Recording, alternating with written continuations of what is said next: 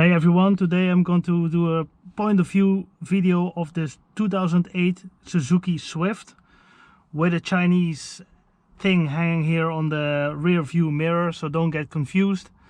So let's start up the car. Let's see, it's warm. My first video using my GoPro, so I'm very excited about the result. So let's take it for a drive. It has a 5-speed manual gearbox. It's it's not very refined, but good enough and light enough for people that use it quite often in the city. But it has 92 horsepower, so it's quite peppy actually. Hopefully the sound is good enough this time so you can hear the engine. I will not talk the whole time, but let's take the car for a drive.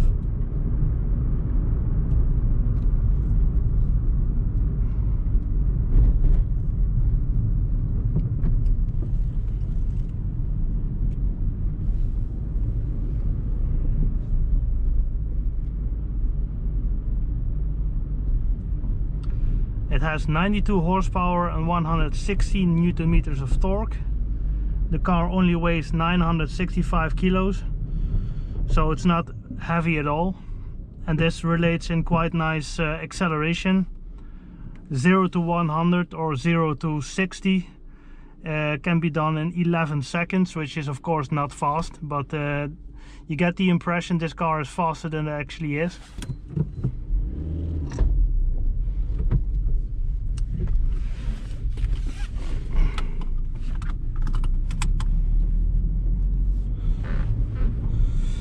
Finally the sun is out, so let's take it for a spin.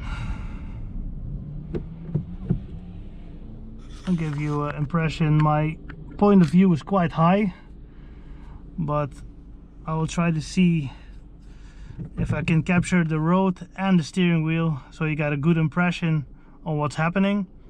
I got a second action cam pointed at the tachometer and speedometer. And when the sound is in sync, you will have an idea, more of an idea of what this car is doing and how it's performing.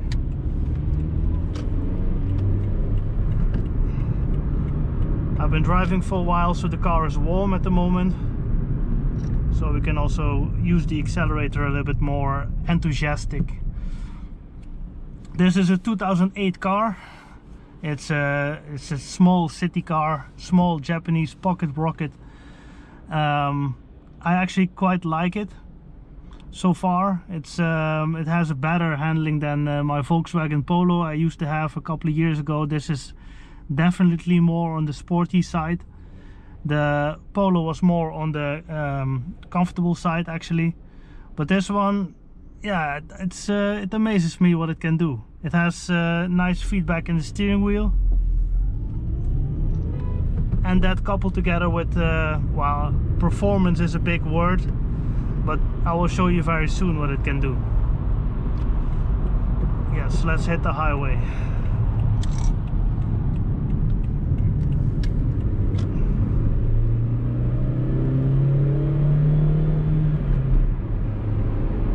$80 kilometers.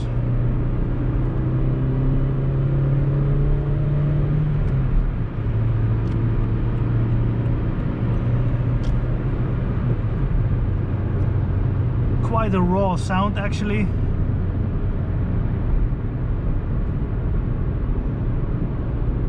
It's an inline 4-cylinder engine, but it picks up quite good, and it's able to rev to 6,000 RPM, which is quite nice actually. I read some reports on this car, they barely use any oil. They're quite fuel efficient even. Not bad at all.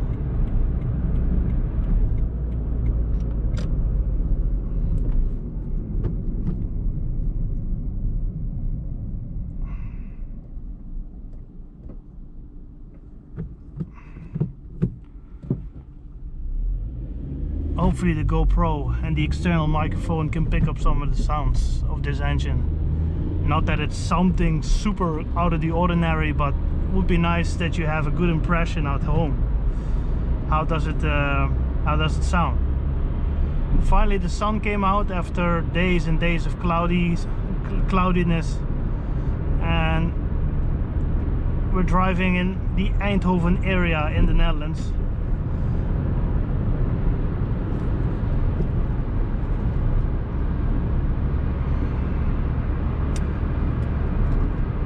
This is a great first car to test my equipment, my GoPro and my second action cam.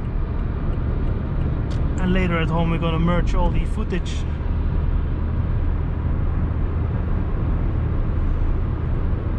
This is definitely a city car. It has 5 doors. 2 adults can still fit easily in the back, no problem.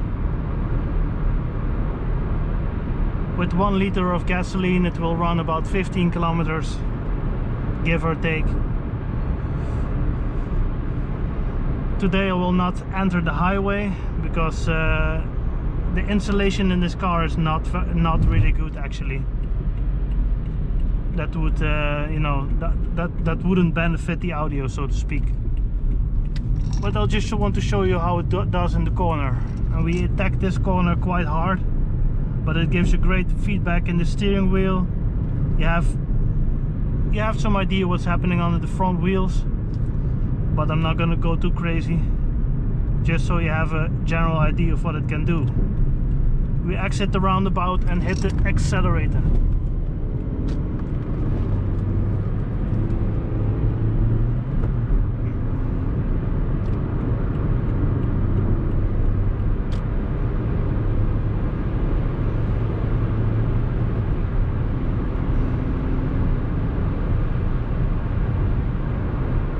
If needed, it can pick up the pace.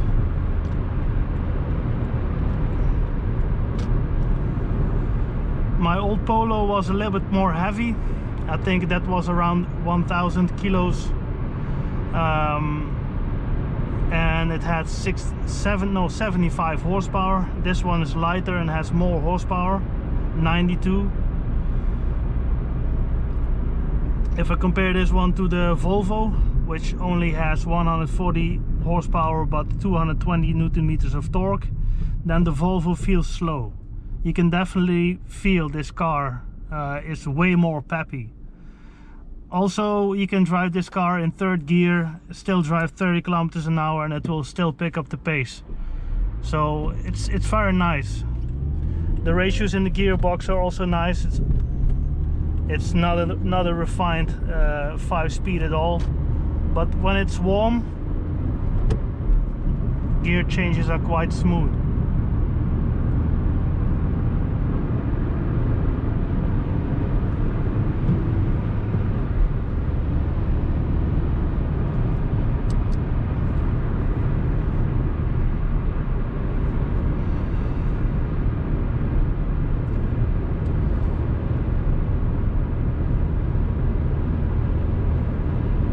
These cars are not too expensive to buy now in 2020. It's a nice car for yeah, picking up groceries here in the Netherlands.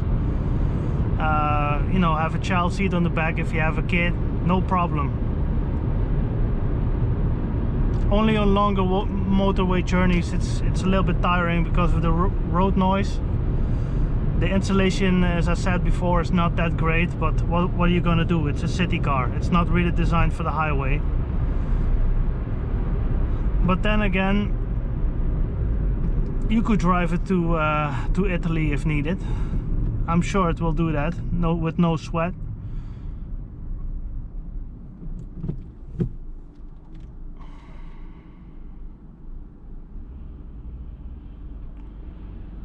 After this we'll drive to some residential areas and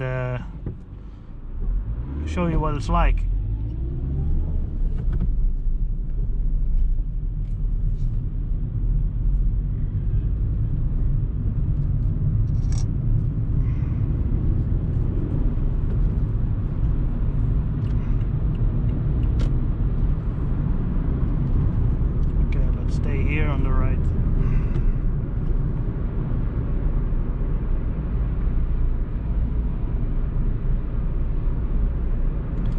Japanese cars are quite reliable actually, but I do hear the parts are more expensive because sometimes they come overseas. This car is the Shogun model, which is made in Japan, but you can recognize them by the antenna, which is located at the rear of the car. If you have a Suzuki Swift with the antenna on the front of the car, of the roof, I must say, then it's produced in Eastern Europe. There are some quality differences between the ones that are built in Eastern Europe and the ones that are built in Japan. The ones that are built in Japan have the name Shogun. So this one was actually made in Japan. If you're interested in a Swift, then I would also recommend you look for a Shogun or something like that. This one has a 1.3 with a 4-cylinder inline. There are no serious issues known with this engine. As I said before, there's barely any oil consumption that this engine has, and if it does, then you know it indicates some other problems.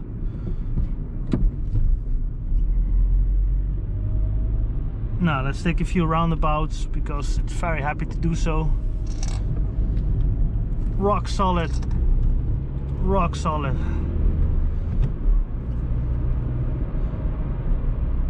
It's a joy to drive actually.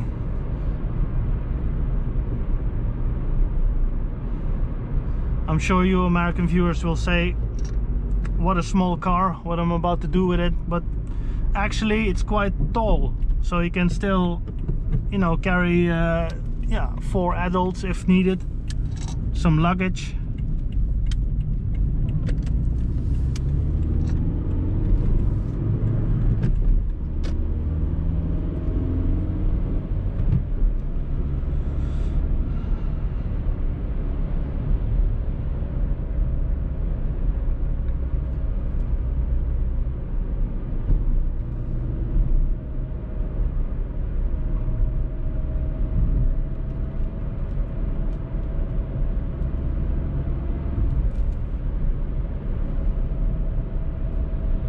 It's very nimble car, very nimble.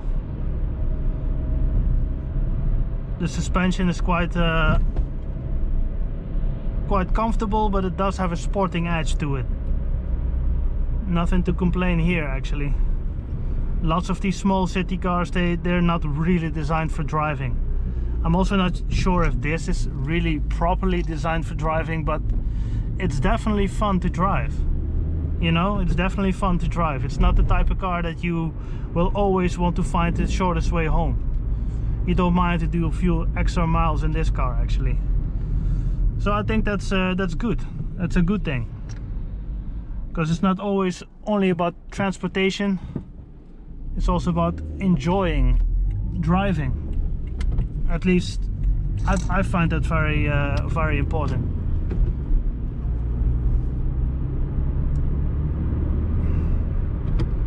Now, I hope this point of view was useful. I always try to give you some information about the car, some raw details, and hopefully when the audio is turned out well, this is actually also a testing video for me, then I know what to do next.